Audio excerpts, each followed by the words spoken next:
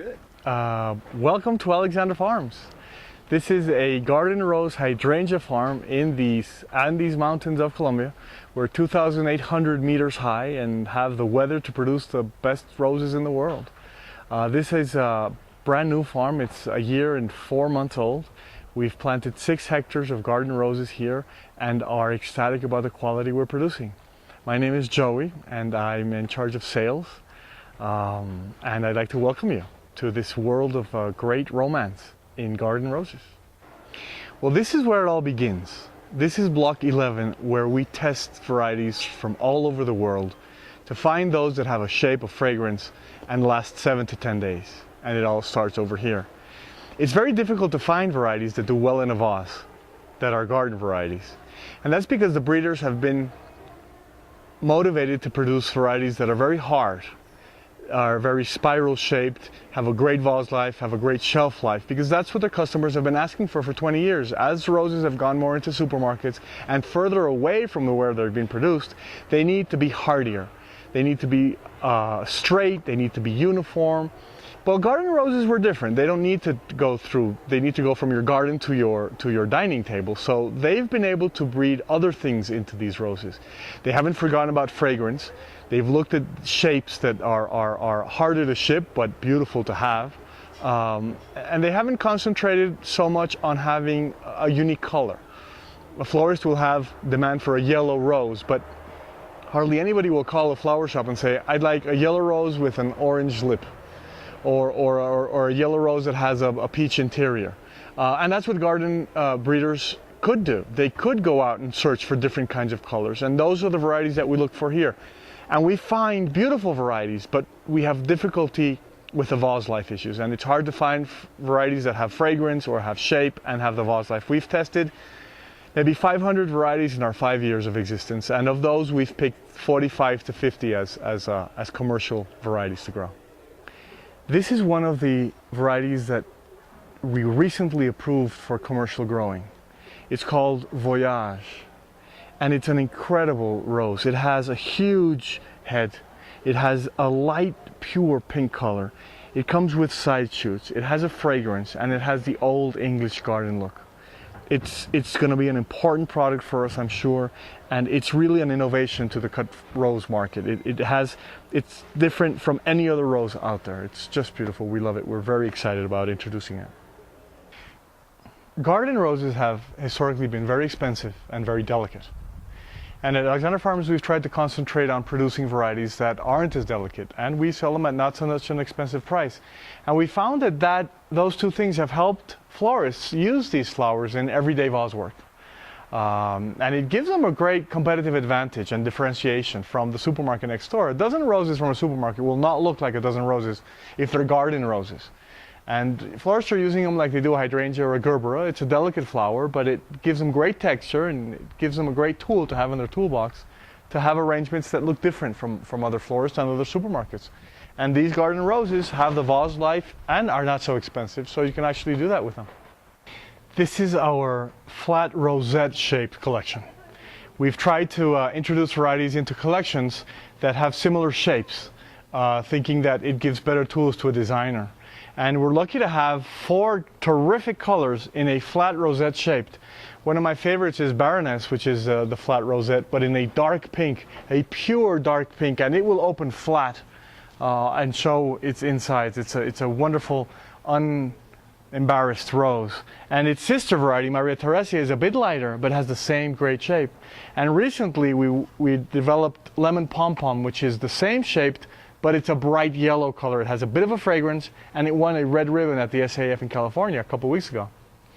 Our 4th entry into this collection is Alabaster, which is a great white rose, which we took a long time in finding, but we finally did. And it will open up flat, and it is white, and it has a bit of a fragrance. Well, another great collection that is, I think, one of my favorites. I guess they're all my favorites, but this collection are the side shoot collections. And it all started with Red Piano, which is an intense red with a darker edged petals and side shoots that don't really open up but really fill up the vase. And then we came out with Pink Piano, which is that same ball shaped with the rosette inside, a deep cup, and the side shoots. And then came Comtessa, which is this beige, creamy, fragrant rose with side shoots, and Augusta Louise, which is a bright pink that's a favorite in England. Mothering Sunday, we don't have, of course, enough of them. And then this year we're introducing 2 new members to the side shoot family, and that includes Best Impression, which just won a red ribbon at the SAF in California, and Voyage, which is one of my favorites. It's a huge light pink rose with side shoots that opens up bulbous but with an English garden flavor to it. It's just, I think, an amazing rose. Available in 2012. On this table we've set up many of our fragrant varieties, and interestingly enough, they have very French names. Our first is a salmon-colored René Goscinny, which has an incredible citrusy fragrance. Purple Fragrance is also French, fabulous color, great fragrance. Mamie Blue is probably one of our most fragrant of all. It's a deep, intense purple color, also from France. Yves Piaget is named after the French jewelry designer. It's more of a peony rose. It has the shape of a peony, and the fragrance, very strong fragrance. It actually won a blue ribbon at an SAF convention a couple of years ago. We've got Toulouse-Lautrec is one of our favorite yellows. It has the round shape of an English garden rose and the fragrance to match. These are our cabbage-shaped roses. They're also German, and we've got them in 2 colors. They're a dirty tan color and a dirty pink color. And they'll both open up very large and very cabbagey looking, almost like Renoir's Vase of Roses painting of years ago. We've found niche markets for our roses in many different countries in the world. Our biggest market is the US market, and it's an event and wedding demand, and it's very strong from March through October, and our roses have been filling that niche for quite some time, very successfully. We're very happy. The next biggest market for us is Japan, and Japan is a very high-end market. They request only the highest quality products, and we've had to organize our post-harvest and our varieties to fill that niche, and we've done great. It's our second largest market, and we're very happy. We participate in religious ceremonies as well as weddings in Japan. Our third market is a tie between England and Holland. English roses, English people understand English roses, and there's a niche there. Holland, of course, knows roses very well, and they appreciate them. We have other smaller markets in Sweden, Switzerland.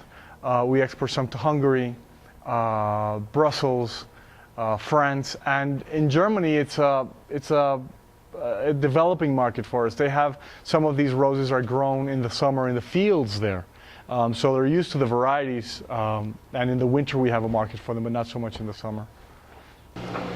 Well, this is our post-harvest, and we've implemented a new kind of handling system that involves slides.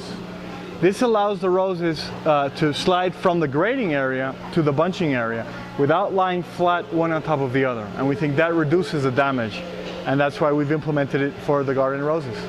Here the grading occurs, and they're put into different slides depending on their length and their point of cut. These roses are then harvested and put onto the bunching table, where the bunches are created. Once the bunches are created, they'll go directly into the cooler. Well, thank you very much for visiting Alexander Farms. It was a pleasure to have you at our farm, showing you our garden roses and hydrangeas. If you would like any additional information, please visit our webpage at alexanderfarms.com and like us on Facebook, Alexander Farms.